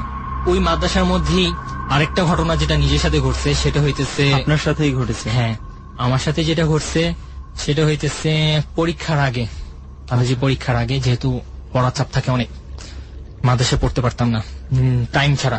একটা টাইম করা থাকে, টাইমে পড়ো, সবাই ডিস্টার্ব হতো, সবাই ঘুমের টাইম, তো আমরা মসজিদে যা পড়তাম। সেই মসজিদের পিছে হইতেছে সর্দারদের কবরস্থান, ভিতরের দিকে, আরো ভিতরের দিকে কবরস্থান। এখন আপাতত বেশ বাড়িটা হয়েছে, বাট কবরস্থান জায়গাটা এখন ফাঁকা, আর একটা পুকুরও আছে। তো আমরা যখন ওই জায়গায় পড়তেছি, যেহেতু আমরা মসজিদের ভিতরে পড়তে পারতাম, ওই জায়গায় ওই দিন তাবলিগের জামাত আসছে। তাবলিগের জামাতের কারণে আসার কারণে আমাদের বারান্দায় এসে পড়তে হইতেছে। তো সবাই 4-5 জন ছিলাম, সবাই পড়ে চলে গেছে। আমি আর একটা ফ্রেন্ড ছিল, সে দুইজন, আমরা 2টা পর্যন্ত পড়তেছিলাম। তো হঠাৎ আমি এক কর্নার পড়তেছি, ও আরেক কর্নার পড়তেছে। ওই যে কর্নারটা পড়তেছে সেই রোডটা হইতেছে কবরস্থান দিকে যাওয়ার। সে হঠাৎ করে পরে স্টেপ করে আমার বলতেছে, আমার ছোটই হয় আর কি, আমার বললো হাসান ভাই এদিকে আসেন। কি হয়েছে? তো আমার বললো একটা আওয়াজ পেতেছেন, চুপচাপ শুনেন। তো আমি প্রথমে শুনি নাই, পরের বার অনেকক্ষণ চুপ থাকার পর একটা আওয়াজ শুনলাম যে একটা চিকন কান্নার আওয়াজ হইতেছে। বিড়ালের কান্নাও এত চিকন না, এত চিকন একটা কান্নার আওয়াজ আসতেছে পিছের দিক থেকে, এবং কান্নাটা আওয়াজটা আস্তে আস্তে সামনের দিকে আসতেছে, আমাদের দিকে, যেই দিকে কবরটা আছে, কবরগুলো আছে ওই দিক থেকে। হ্যাঁ, ওই দিক থেকে মসজিদের দিকে আসতেছে। আমাদের আওয়াজটা আরো মানে সামনে থেকে সামনে আসতেছে। আচ্ছা, আমরা শুনতেছি। আমি বললাম যে জিনিসটা কি হইতে পারে। তখন ও বলতেছে, দেখেন গ্রামের বাড়িতে এগুলো মানে পাতাল পাশি বলে, যারা ওই যেহেতু এদিকে কবরস্থান বলে, গ্রামের বাড়িতে পাতাল পাশি বলে, এগুলো যাওয়া ঠিক না, এগুলো এরকম কান্নাকাটি করে ঢাকার পর মেরে ফেলায়। তখন আমি বললাম ঠিক আছে। এই টাইমে তাবলিগের এখান থেকে একটা লোক বের হয়েছে। সে বাথরুমে যাওয়ার জন্য বের হওয়ার পর সে বলতেছে, তারে বললাম ঘটনাটা বের হওয়ার পর, সে বললো হ্যাঁ শুনতে পারতেছি, চলো দেখে আসি কি। তখন আমি বললাম যে যাওয়াটা ঠিক হবে না এসব ব্যাপার। সে জোর করতেছে যে না চলো দেখে আসি, 3 জনই তো, সমস্যা নেই। খুব আগ্রহ দেখায়। তারপর আমার খুব ইচ্ছা করতেছিল জিনিসটা কি পাতাল পাশি টাইপের। এসব ক্ষেত্রে কিন্তু আসলে ইচ্ছা করে। ভয় হ্যাঁ, করলে একটা ব্যাপারটা আগ্রহ যতই থাকে। ভয় করুক, অনেকে বলবে কি যে ভয় লাগে না, আসলে ভুল, কিন্তু ভয় লাগে, আবার দেখতে ইচ্ছা করে যে কি ভয় লাগতেছে। বাট একা থাকলে কখনোই না, একা থাকলে তো এখানেই শেষ। হ্যাঁ। বাট যেহেতু 2 জন আছে তখন সাহসটা আরো বাড়ে। একবার 3 জন আসছি, আমি বললাম ঠিক আছে চলো দেখে আসি। সে হাঁটলাম বেশি না, 7 মিনিট লাগে আর কি পিছিয়ে দিকে যেতে, 7 মিনিট 10 মিনিটই ধরলাম, 10 মিনিট লাগে ওইখানে যাইতে আর কি, কবরস্থানটা পড়তে। আমরা পিছিয়ে হাঁটতেছি, যেহেতু দেখতেছিলাম সাউন্ডটা কাছে আসতেছিল। এবার আমরা যখন যাইতেছি তখন দেখতেছি সাউন্ড আস্তে আস্তে পিছিয়ে দিকে যাইতেছে, দূরের দিকে। তখন আমরা হাঁটতেছিলাম, কই সাউন্ডটা তো আরো শোনা যেতেছিল, এখন তো আরো পিছিয়ে দিকে যেতেছি। বললাম আমি বলছি যাই না, আমি বললাম চলো দেখেছি। আর যে তাবলিগের যে ফ্রেন্ডটা ছিল সে অনেক আগে হাঁটতেছে, সে খুব আগ্রহ, সে দেখবে জিনিসটা কি। আচ্ছা, হাঁটতে হাঁটতে কবরস্থান পার হয়ে গেছি। কবরস্থানের গেট আমাদের ডান সাইডে, আমরা কবরস্থান পার হয়ে গেছি। কবরস্থানের বর্ডার ক্রস। কবরস্থানে আমরা ডান পাশে পড়ি, আমরা ঢুকি না কবরস্থানের দিকে, অনেক বড় একটা কবরস্থান। আমরা সোজা হাঁটতে হাঁটতে কবরস্থান পার হয়ে আর সামনে দিয়ে গেছি। বাট কবরস্থান হইতেছে এমনকি দরজাটা ঠিক আছে, বাট ওয়ালটা এতটুকু হাইট, 2 ফিট হাইট বা 3 ফিটই হাইট, বাকি সব দেখা যেতেছে খোলা, মানে প্রায় কোমর সমান। হ্যাঁ কোমর সমান। উচ্চতা। তারপর গেটটা দিয়ে রাখছে যেহেতু একটা সুন্দর জায়গায় ঢুকার বর্ডার একটা। আমরা হাঁটে যেতেছি, হঠাৎ করে সে ফ্রেন্ড আমার হাত দিয়ে বললো সামনে যে লাভ কি, সাইডে দেখা যায়। তখন আমি তাবলিগের ফ্রেন্ডটাও দেখতেছি, মানে স্লিম টাইপের একটা মেয়ে, খুবই চিকন চাকন একটা মেয়ে, সাদাই পুরোটা সাদা। তার শরীরে কি পড়া আছে সেটা দেখা যেতেছে না, পুরোটা সাদা একটা ইয়া দেখা যেতেছে। যেহেতু মানে আলোর মধ্যে দেখা যায় যেরকম কালো একটা, যদি কালো মানুষ খুব কালো দেখা যায়, আর ফর্সা টাইপের হয়তো একটু সাদা দেখা যায়। সে বুঝা যেতেছে সে সাদা একটা মেয়ে দাঁড়িয়ে আছে ওই জায়গায়, মানে সে আস্তে আস্তে হাঁটে ওই দিকে যেতেছে। তখন সে বলছিলাম পাতালবাসী, এখন ব্যাক করেন, দেখছেন তো। তাবলিগে জামাতের বলতেছে ঠিক আছে চলে যান। সে এখন ভয় পাইছে ঠিক মতোই, যে দেখছে এবার, ঠিক আছে ব্যাক করো। এখন আমার সাথে যে ফ্রেন্ড ছিল সে আবার ওই গ্রামের ছেলে, তো সে ভালোই আছে। সে বললো যে হাঁটেন বাট পিছে তাকায়েন না, যাই হোক পিছে তাকায়েন না, আর কেউ দৌড় দিয়েন না, মানে 3 জন আছি, 3 জনে একজনের ফালায় দৌড় দিয়েন না, সমানভাবে হাইটে যান বাট পিছে তাকায়েন। আমরা দ্রুত গতিতেই হাঁটতেছি। সে আপনারা কি মসজিদের দিকে হাঁটতেছেন হ্যাঁ, হ্যাঁ, নাকি মসজিদের দিকে এখন আবার মানে ঘুরে ফিরা? গেছে। ঘুরে গেছি, হ্যাঁ, ঘুরে ফিরে ঘুরে আসতেছে? ফিরে হাঁটতেছি। তো আমার সাইডে যে আমি মাঝখানে ছিলাম, আমার এক সাইডে ছিল, এক সাইডে ছিল। এখন আমার যে ফ্রেন্ডটা ছিল সে হচ্ছে কবরের সাইডে বসে। হুম। সে আমরা তিনজন একই হাঁটতেছি, জোরে দ্রুত গতিতে হাঁটতেছি। আর মেয়েটা ছিল অনেক দূরে, আমরা কাছে থেকে দেখি নাই, দেখলে তো অনেক কিছু দেখতে পারতাম। সেটাই। মেয়েটা অনেক দূরে দেখছি, আমরা জোরে হেঁটে আসতেছি। তখন এই যে বলে পিছে তাকাবেন না, পিছে তাকাবেন না। মসজিদে আসলাম, দ্রুত গতিতে তিনজনে আসি মসজিদে। আসার পর সে আমার ফ্রেন্ডটা প্রথমে এতটুকু বলে নাই, সে বলতেছে আমি আবার ওই মসজিদের দোতলায় ঘুমাইতাম আচ্ছা আচ্ছা। উপরে। সে আমার বলতেছে খালি ভাই কিছু না মনে করলে আমার দিয়ে আসতে পারবেন? আমি দিয়ে আসতে পারলে তো আমি আবার আসতে পারবো না, আমার তো নিয়ে আসতে হবে কেউ। সে ওই মাদ্রাসা হোস্টেলে থাকে, আচ্ছা আচ্ছা। আর আমি Hostel হচ্ছে মসজিদের উপরে কবরস্থান থাকি। cross করে যেতে হবে। না না না, ওটা আরেক সাইডে, মানে একটু দূরত্ব দেখে সে ভয় পেয়েছে, মসজিদ আর ভয় পেয়ে। হোস্টেলের হ্যাঁ, মধ্যে একটু দূরত্ব আছে। দূরত্ব আছে। আর সে ভয় পাওয়ার কারণে সে একা যেতে পারতেছে না। সে আমার বলছে আমার একটু দিয়ে আসেন। আমি বললাম যে ভাই আমি আপনার দিয়ে আসলে আমি আসবো কি করে, তার থেকে ভালো আমার সাথে দোতলায় ঘুমান। এতটুকু বলার সাথে সাথে সে সেন্সলেস হয়ে পড়ে গেল। আমি বললাম তিনজন আছিলাম, তিনজনে তো কোনো ভয় পাইলাম না, ভয় পাইছি ওই জায়গায়, বাট আমরা তো কিছু দেখিও না, সে এমন ভাবে হয়ে গেল কেন। তার 10 মিনিট হয়েছে, তার পানিটা নিয়ে দিয়ে উঠালাম। উঠার পর সে খুব পাগলামির মতো করতেছিল, বললো যে আমার তো ঝাড়ি মারতেছিল, যে বলছিলাম যেতে না এইসব ব্যাপার নিয়ে। আমি বললাম কি হিসেবে, আমরা তো গেছি, যে ভয় এত পাওয়ার কি আছে? বললো আপনারা তো আমার ডান সাইডে ছিলেন, বাট আমি তো এক কর্নারে ছিলাম। আমরা যে এত দূরে হাইটে হাইটে আসতেছি, বাট আমার বাম সাইডে আমি দেখতেছি মেয়েটা আমার সাথে সাথে হাঁটতেছে, মানে তার সাথে সাথে মেয়েটা হাঁটতেছে, মানে আপনাদের তিনজনের সাথে তিনজনের সাথে সেও আছে, কিন্তু ওই ছেলেটার পাশে ছেলেটার পাশে সেও আসতেছে। একজন পাশে থাকলে তো বোঝা যায়, সে তাকাইতেও আছে না, মানে আমরা তো কেউ পিছিয়েও তাকাইনি, ডানেও তাকাইনি, বামেও তাকাইনি, তারা তিনজনে আমরা একসাথে সাইডে হাঁটতেছি। মানে আমার পাশে সে, চারজন হাঁটতেছিল। হ্যাঁ আমার পাশে সে, বাম পাশে আমার ফ্রেন্ড, বাম পাশের দিকে তার বাম পাশে হইতেছে ও। সে বললো একই লেভেলে হাঁটতেছি, সে আমাদের একই লেভেলে হাঁটতেছে। আর সে হাঁটার বর্ণনা এমন দিল যে আমরা হাঁটলে তো নড়ি, এক কাঁধ নড়ে এক কাঁধ নড়ে। তার হাঁটার হইতেছে মনে হয় সে স্মুথ ভাবে আসতেছে, চাকা দিয়ে কেউ ঠেলে হ্যাঁ, নিয়ে বাতাসের মতো তার সাথে হাঁটতেছে।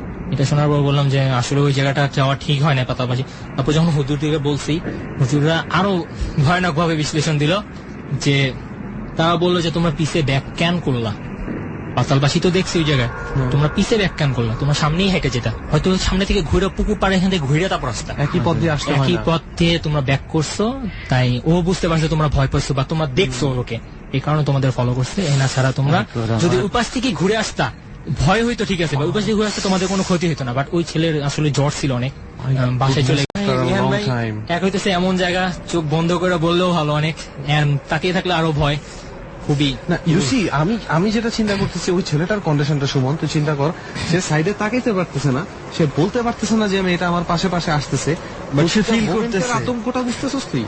ও ফিল আমার করতেছে যে আমার ফ্রেন্ডটা সঙ্গে এতটুকু হাঁটতেছে। খেয়াল রাখছে যে তার কারণে যাতে আমাদের জন্য ক্ষতি না হয়। সে যদি আমাদেরকে বলতো তা আমরা নিশ্চয়ই তো দৌড় দিতাম। না ন্যাচারালি বললে তো ফার্স্ট কাজ হচ্ছে আমার বামে চোখ চলে যেত রে বাবা, আমার না বললেও। হ্যাঁ, আমার ফ্রেন্ডের এটা ভালো এক্সপিরিয়েন্স আছে, সে তাকায়ও নাই, সে বুঝতে পারছে এমন একটা শক্ত ইয়া নিয়ে চলে আসছে মসজিদের দিকে, তারপর সে সেন্স হারাইছে। যদি ওই জায়গায় হারাই, সিরিয়াসলি রেহান, এই ডরের 3-4টা জায়গা ঘোরা হয়ে গেছে, তার মধ্যেই আজকে যে এই ঘটনাটা শুনলাম, এটা শুনে আমার সিরিয়াসলি আমি ভয় সিরিয়াসলি পেয়ে গেছি। হাসান ভাই, আমি এই পর্যন্ত ডরের জন্য ডর ছাড়া প্রচুর গল্প শুনছি। হয়তো বা এটা মনে হয় কিছুই না, না জঙ্গলের মধ্যে, না মানে উইয়ার্ড কোনো জায়গাতেও না, নর্মাল একটা সুন্দর ইয়েতে জায়গা। But কিন্তু আমি- যে বর্ণনাটা পাইছি, মানে দিস ইজ টু মাচ। সবাই মানে এতটুকু বলতে পারি, মানে সবাই শুনে তো একটা ভয় পায়, বাট ওই মুহূর্তে ওই জায়গায় যে থাকে তার যে কি অবস্থা হয়, সেটা সেটা আমরা- যার সাথে না ঘটে সে এখন জীবনে আমরা বুঝতে শুনে পারবে না। বুঝতে পারছি যে তার সাথে কি হইতে আমি পারে। টানা 4 বার এরকম এক পর্যায়ে পড়ছি, যে জায়গাটার মধ্যে আমি বুঝতে পারছি যে এই জায়গা থেকে মানে শ্বাস বন্ধ হয়ে যাওয়ার মতো এতটাই কঠিন পরিস্থিতি থাকে, ওইখান থেকে বের হওয়া আসা এতটাই কঠিন হয়ে থাকে। কারণ ওইটা কোনো সুস্থ মস্তিষ্ক থাকে না যে দেখার, যেটা দেখতেছি আমি সুস্থ আছি কি, কখনোই না। ওই জিনিসটার মধ্যে দেখছি, দেখার পর আমি টিকে আসি 2টা ফ্রেন্ডের কারণে, 2জন সাথে আসছিল, তাই একা থাকলে তো আমি ওই জায়গায় শেষ।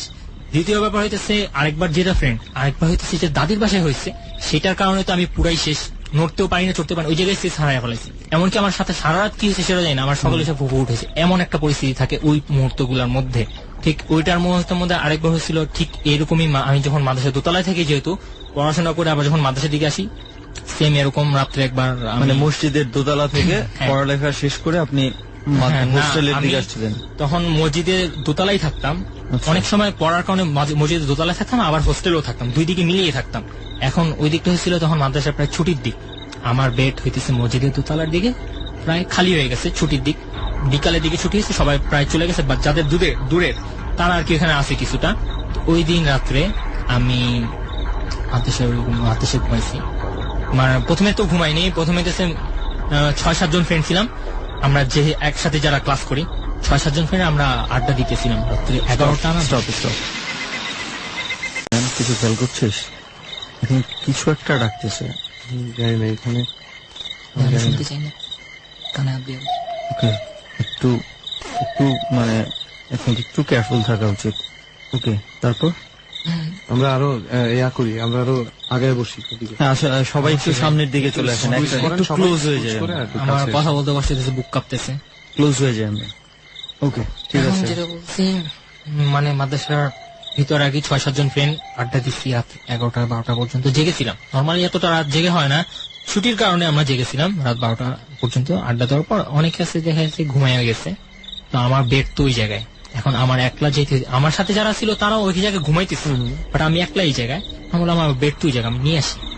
আমি বলে উঠে আমি বললাম ঠিক আছে আমি ওই জায়গায় ঘুমাই, তোমরা এই জায়গায় ঘুমাই পড়ো। 12টা-12:30 বাজে ঠিক। সেটা বলি মাদ্রাসার পাশে হইতেছে পুকুর, বড় পুকুর। ওই পুকুরে আমি সাঁতার শিখছি। পুকুর থেকে আমি হাইটে যেতে হয় চিকন রাস্তা হয়ে, চিকন রাস্তা থেকে তারপর মসজিদে যাই। তো বললাম তোমরা ঘুমাও, আমি আসতেছি। তো আমি বলছি মসজিদে আমি হয়তো ঘুমাবো, আর নয়তো আমি আবার ফেরত চলে আসবো। আমি যেতেছি, রাস্তা দিয়ে হাঁটতেছি, তো পুকুর পাড়ে একটা আওয়াজ হইতেছে, কেউ হয়তো গোসল করতেছে এমন কিছু। তো আমি পুকুর পাড়ে গোসল করতেছি কে আমি দেখার জন্য শুধু তাকাইছি। পুকুর পাড়ে কেউ গোসল করতেছে না, বাট যে জিনিসটা দেখলাম সেই জিনিসটা দেখলাম আমার বড় একটা ছায়া ওই পুকুর পাড়ে দেখা যায়। আমার ছায়াটাই, আপনার ছায়া দেখা আমার যাচ্ছে? ছায়া যাচ্ছে পুকুরের ওই পারে। মানে আপনি এই পারে হ্যাঁ। আছেন, আপনার ছায়া দেখা যাচ্ছে ওই ওই পারে। পারে। আর যেহেতু মাদ্রাসা এই সাইডে, তো ছায়াটা শুধু পুকুরে পড়বে, আলো ওদিকে যায়, বাট আমার ছায়াটা পুকুরে। নর্মালি সবাই দেখেছে আমি হাঁটতেছি, আমার ছায়াটা পুকুরে দেখা যেতেছে, রাইট। বাট আমার ছায়াটা এত বড় হয়েছে যে ওই পাশে গাছ গাছালির মধ্যে লাইটটা পড়ে, যেহেতু 100 পাওয়ারের বাল্বগুলো, অনেকগুলো বাল্বগুলো লাইটে আলো ওইভাবে আমি দেখতেছি আমার ছায়াটা স্পষ্ট দেখা যেতেছে ওই পারে, আমার গাছের মধ্যে ছায়াটা পড়তেছে। তা আমি জিনিসটা অবাক হলাম যে আমার ছায়া তো এখানে থাকার কথা, ছোট হয়ে এত বড় হয়ে গেল কি করে। আমি আবার একটা হাত দিলাম, দেখলাম আমার ছায়া আর ওই পাশে গেছে। তখন যে ভালোই, আমি ছায়াটা দেখতেছি, আমি হাত নাড়াইতেছি। এবার যখন 2 পা দিলাম, 2 পা আগে গেলাম, 3য় পা দেওয়ার সময় দেখি আমি হাঁটতেছি, ওটা দাঁড়ায় আছে, মানে ছায়া আর নড়তেছে না। আমি তখন অবাক হয়ে গেছি, আমি বললাম, তখন আমি ভয় পাই নাই। আমি বললাম কি হতে পারে, আমি আবার হাত দিলাম, দেখি হাত নাই। পিছের দিকে পা দিলাম, দেখি না। আমি পিছের দিকে পা দিছি, পিছের দিকে তারপর ছায়া নড়তেছে না। তখন আমি পিছের দিকে তাকালাম, এটা কার ছায়া হইতে পারে, আমার ছায়া তো ছাড়া উপায় নেই। তখন তাকিয়ে আছি, আমি একটানা তাকিয়ে আছি ছায়া দিকে, ছায়াও নড়তেছে না। কয়েক সেকেন্ড তারপর হঠাৎ করে দেখি ছায়াটা একটা নিমিষের মধ্যে ছোট হয়ে দিকে সোজা চলে গেছে। তখন আমি অবাক হয়ে দাঁড়াইছি, আমি পিছিয়ে ব্যাক করে মাদ্রাসায় চলে যাবো না আমি থাকবো ওই জায়গায়। এই চিন্তাটা করার মাঝখানের মধ্যেই দেখলাম ছায়াটা আবার ওই জায়গায় আসলো, সেম যে জায়গাটা দেখছি দাঁড়িয়ে আছে ওই জায়গার মধ্যে দাঁড়িয়ে আছে। এখন আমি বলছিলাম আমি থাকবো না, দৌড় দিয়ে একটা মাদ্রাসার দিকে আমি আমার ফ্রেন্ড গেম নিয়ে আসি। ঠিক দৌড়টা দিচ্ছি, এই টাইমে দেখতেছি ছায়াটা ওই পাশ থেকে এই পাশে আসতেছে। এবার দেখতেছি ছায়াটা আমার সাথে এই পাশে নড়াচড়া করতেছে, সেই যে পুকুরের পাশ থেকে আমার দিকে আসতেছে, সরাসরি দিকে আসতেছে। আর আমি যে দরজা দিয়ে বেরোইছি সেটা হইতেছে মাদ্রাসায় এক দরজা থেকে বের হইলেও বিশাল একটা জায়গা, তারপর হচ্ছে আবার আরেকটা দরজা পড়ে, ওই দরজাটা নর্মালি আটকানো। আমি চিন্তা করছি যে আমি ওই পর্যন্ত দরজা পর্যন্ত যেতে পারবো না, যদি এটা পুকুরের পার থেকে আসতেছে হয়তো আমার টান দিয়ে পুকুরে নিয়ে যাবে, আমি দরজা পর্যন্ত পৌঁছাতে পারবো না তার গতিতে। আমি সোজা পাশে যে দরজাটা সেই স্টিলের দরজা, তো আমি ওইটার মধ্যে ভারী মারছি, কারণ ওটা আটকানো। বাট আমি এমন ভাবে মারছি যে আমি ভাঙে ঢুকতে পারবো, এমন ভাবে বাড়ি মেরে বাস ওখানে পড়ছি, আমি হাতে ব্যথা পাইছি। তো ফ্রেন্ডরা কাঁচা ঘুম ছিল, সে উঠে দরজা খুলছে, বলে কি আমি বললাম আমি এটা দেখছি, এই ছায়াটা এখান থেকে ফার্স্টের দিকে কেউ আমার একটা ইয়ে করে নাই, বলে কি সব ব্যাপার। তারপর কয়েকটা ফ্রেন্ড বলতেছে আসলে ভয়ের কিছু হইতে পারে, তখন বলতেছে আমরা একসাথেই ঘুমাই, ইয়া হইতে পারে কোনো সমস্যা হইতে পারে।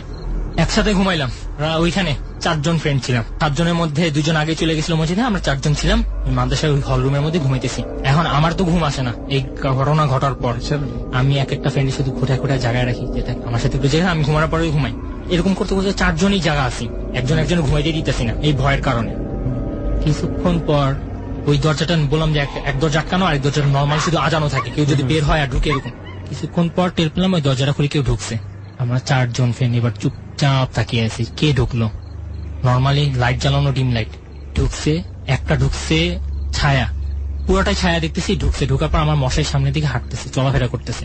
এবার দেখলাম যেখানে হুজুরের থাকে বেড, নর্মালি 2-4 বেড থাকে, ওই বেডের উপরে বসছে।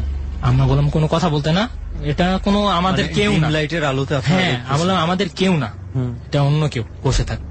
সে ওই জায়গায় বসে আছে। তার একটু পর দেখলাম ভিতরে ঢুকলো। এবার চিনতে পারছি আমাদের বোর্ডিং এর যে দায়িত্ব নেয়, সেই দায়িত্ব যে থাকে সে ঢুকছে। তার চেহারা, তার ফিগার সবকিছু ঢুকছে। আমরা 4 জন ফ্রেন্ড চুপচাপ দেখতেছি, এক একজন বলতেছে চোখ বন্ধ করে রাখ, আরেকজন বলতেছে না দেখে থাক। আমরা কথা ফিস ফিস করে বলতেছি, সেও তারা শুনতেছে। সে 4 জন বোর্ডিং আসলো, তার পুরো দেখলাম আমাদের দিকে এইভাবে তাকিয়ে তাকিয়ে তাকিয়ে তাকিয়ে গিয়ে সে ওই বেটে যেয়ে বসলো, বসে তারা কথা বলতেছে। তখন আমরা 4 জন ফ্রেন্ড বলছি চিল্লান দিয়ে উঠি, এখন উপায় নেই। তার মানে ওইখানে 2টা ছায়া দেখলেন? হ্যাঁ, একটা ছায়া, আরেকটা দেখলাম আমাদের যে পরিচিত বোর্ডিং এর দায়িত্ব, তারে পুরো চিনতে পারছি, সে আসছে, সে দেখে দেখেই গেল। 2 জনের বেটে বসে গল্প করতে, ছায়াটার সাথে আপনাদের ওই বোর্ডিং এর দায়িত্বে যে আছে সে কথা বলতেছে ছায়ার সঙ্গে। হ্যাঁ, সে কথা বলতেছে। তার মধ্যে আমরা বলছি চিৎকার দিই, এনা ছাড়া উপায় নেই। আর আরেকদিকে বলতেছে যে চিৎকার দিলে কোনো লাভ নেই, যে দায়িত্বে যে এখন আছে সে একবার সে রুমে, পুরো মাদ্রাসা লম্বা, আমরা কিছু মাঝখানের দিকে, শেষের দিকে কেউ নেই, সামনের দিকে যে দায়িত্ব থাকে তারা দরজার এখানে, সে এত রাতে ঘুমাইয়ে গেছে। আমরা বললাম 4 জন ফেটে উঠে বস, কোনো উপায় নেই, আর উঠে বসে থাক। তখন আমরা 4 জন মিলে দোয়া করতেছি আর বলতেছি চোখ বন্ধ রাখ, দোয়া করতে পড়তে চোখ খুলে দিবি, আর কেউ নাই। আমরা চোখ বন্ধ করে দোয়া পড়তেছি, চোখ বন্ধ করে দোয়া করার পর আমার সাথে আরো একটা ফ্রেন্ড এসে চোখ খুলি নাই, বাট 2 জন ফ্রেন্ড যখন বলছি এবার চোখ খুলে উঠে বস, আমরা 3 জন একসাথে বলছি, 4 জন একসাথে বলছি, এবার চোখ দোয়া পড়ছি, এইসব দোয়া পড়ছি, এবার চোখ খুলে হলে বস। আমরা 2 জন চোখ খুলি না, আর 2 জন যে চোখ খুলছে, 2 জন চোখ খুলে পরে এমন একটা চিৎকার দিচ্ছে, চিৎকার দেওয়ার পর আমরাও ভয় পেয়ে গেছি। তার চিৎকারে আমরা পরে চিৎকার দিচ্ছি, তারা চিৎকারে আমরা চিৎকার দিচ্ছি। চিৎকার দিয়ে 4 জন মিলে কোনো কথা নাই, বালিশ টালিশ, আমরা কিছু জানি না যে কি হয়েছে না হয়েছে, আমরা 2 জন জানি না। বাকি 2 জনের দৌড় দেখে আমরাও দৌড় দিচ্ছি, দরজা খুলে বাইরে হয়ে সোজা কেয়ারটেকার এখানে আসি, তার দরজাটাকে উঠাইছি, উঠানোর পর বলতেছি রুমে আসতে, এসব ব্যাপার, লাইট জ্বালাইছি। তখন বলছে তখন আমরা 2 জন যে দেখি না, 2 জন বলতেছি কি হয়েছিল, তখন কেয়ারটেকার বলতেছে কি হয়েছিল যে ও তোমার পাশে 2 জনই বুঝে নেই, তখন ও বলতেছে এই ছায়া হিসেবে ঢুকছে। আমরা এতটুকু তো ঠিক আছে, বাট দোয়া টোয়া তো পড়ছিলাম, তারপর কি হয়েছে বল, দোয়া পড়ার পর চোখ তাকায় দেখি 2 ছায়া, মানে এক ছায়া হইতেছে তার বেডের উপরে, মশারির উপরে বসে, মানে হাওয়ায় ভাসতেছে, আরেক যে বোর্ডিং এর হুজুর সে হইতেছে তার মাথায় হাত বুলাইতেছে। তার মাথায়? ওদের মাথায় যে তাকাইছে 2 জন, যে 2 জন তাকাইছে। আমরা তো চিত হয়ে শুয়ে আছি, দেখছি ডান পাশে, দেখছি দেখার পর চিত হয়ে 4 জনই ঠিক করছে দোয়ার চোখটা বন্ধ করবো, দোয়াটা পড়বো, যেহেতু চলে যায় দোয়া দূর পড়লে, দোয়া দূর পড়ার পর তাকাবো। দোয়া দূর করার পর আমরা 4 জন তো তাকানোর কথা, আমরা 2 জন তাকাইনি, ভয়ে চোখ বন্ধই রাখি। 2 জন যে তাকাইছে, তাকানোর পর একজন দেখছে তার মশার উপর ছায়াটা ভাসতেছে, সে চোখ খোলার সাথে সাথে আরেকজন চোখ খুলছে, তার মাথায় হাত বুলাইতেছে ওই বোর্ডিং এর যে দায়িত্ব আছে সে। এই চিৎকার হওয়ার পর সে কেয়ারটেকার বলতেছে ধুর, এইসব ভয় পাওয়ার কি আছে, এইসব ভালো কিছুই আসে না, এইসব ঢুকার কোনো সাহস নেই কারো কিছু, এটা ভালো কিছুই আসছে, বাট তোমরা ভয় পাইছো বেশি। আমি বললাম এখানে আর সম্ভব না। তার 2 মাস পর আমি ওইটা ছেড়ে দিচ্ছি। কিন্তু আমাকে বলেন, ওই যেই বোর্ডিং এর দায়িত্বে ছিল, উনার সঙ্গে আপনাদের আর দেখা হয় নাই, কথা হয় নাই? উনি ওইটা আসলে কে ছিল? উনি ছুটি হয়েছে বিকালের দিকে, সে বিকালের দিকে বাড়ি চলে গেছে, সেটা আমরা 4 জনই জানি। আচ্ছা, আমরা 4 জন যে শুয়েছে আমরা 4 জনই জানি, তার ফিগারও দিচ্ছি, সে ঢুকছে, আমরাও বুঝতে পারছি যে কিন্তু ওনার আসলে থাকার কথা নয়। ওনার বিকালে আমরা 4 জনই জানি কে বাড়ি চলে গেছে, কে না গেছে, কোন হুজুরে চলে গেছে, কোন দায়িত্ব আছে সেটা মাদ্রাসা সবাই জানে। সে বিকালে চলে গেছে আমরা সবাই জানি। যখন ছায়াটা ঢুকছে তার তো কোনো আকৃতি বুঝিনি, বাট 4 জনের তারপরের আকৃতিটা বুঝতে পারলাম, সে বোর্ডিং এর দায়িত্বে আছে। সে ঢুকলো, আমরা পুরোপুরি দেখলাম, দেখার পর সে ওখানে বসলো, আমরা বুঝতে পারছি এটা খারাপ কিছু, বাট যে দায়িত্বে আছে সে বললো যে এটা খারাপ কিছু না, খারাপ কিছু থাকলে কোনো ক্ষতি করতো, এরকম হয় মাদ্রাসার মধ্যে খালি থাকলে এসব ঢুকে, বাট এটা খারাপ কিছু না, তোমার ভয় পাওয়ার কিছু না, তোমাদের ক্ষতি করতো না। তারপর তার মাথা যে হাত বুলানোর কথা বলো, সেটা বলতেছে দেখো তোমাদের তো ঘাড়ও মটকাতে পারতো ওই জায়গায়, তোমার তো মাথায় হাত বুলাইতেছিল, বাট ভয় আর কার মানায়, এইসব দেখার পর কে রে ভয় মানায় নাকি। আমি আর 2 মাস পর এখানে থাকি নাই, কারণ ওই ব্যাপারে মাদ্রাসা বন্ধ হলে একটা প্রবলেম হয়। এরকম একটা ছোট ছেলেও ছিল কোরবানি ঈদের সময়, সে স্পষ্ট দেখতেছে কেউ কোরবানির পর যে হাড়গুড়গুলো ফালা দেয়, সে স্পষ্ট শুনতে পারতেছে কেউ হাড়গুড়গুলো খাইতেছে, আওয়াজ পাইতেছিল ফার্স্টের দিকে, সে ওই জায়গায় রান্নাও করতেছে, যেহেতু কেউ নাই বোর্ডিং এর দায়িত্বে কেউ নেই, মাদ্রাসা মাত্র খুলছে কোরবানি ঈদের পর। সে মাদ্রাসায় যাওয়ার পর সে 4-5 জন ছিল, তার রান্না সে করতেছিল, আওয়াজটা পাইছিল পাশের থেকে যে কেউ একটা হাড়টার চাবায় যেরকম কর্ম আওয়াজ হয়, সে 4-5 বার শোনার পর সে শিহরের জন্য বাইরে যায়, দেখে কেউ এসব খাইতেছে। নর্মালি এটা হয় জিন্না হাড়ের মধ্যে হাত দিলে ওটা আবার পরিপূর্ণ গ্রস্ত হয়ে যায়, এটা ইয়া আছে যে হাড়টার কোন সময় খাইতে হয় না পুরাপুরি, এটা রাইখা দিতে হয়, এটা হচ্ছে জিন্দের খাবার। এই কারণে এই কোরবানির সময় তো নর্মালি হাড়টার অনেক ফেলা দেওয়া হয়, ওই হাড়ের কারণে এক তো পুরাটা খালি, হাড়ের কারণে হাড়ের এখানে যা খাইতেছিল, ওইটা দেখার পর সে একটা দারুণ ভয় পাইছে। এরপর আর বেশি দিন থাকি নাই, 2-3 মাস পর আমি ছেড়ে চলে আসছি। এখনো ওইটা আছে, ওই ইয়াটাও আছে, বাউন্ডারিটাও আছে, আর এটা তো আমাদের পিছের দিকে দেখি, বাট ইয়া হয়।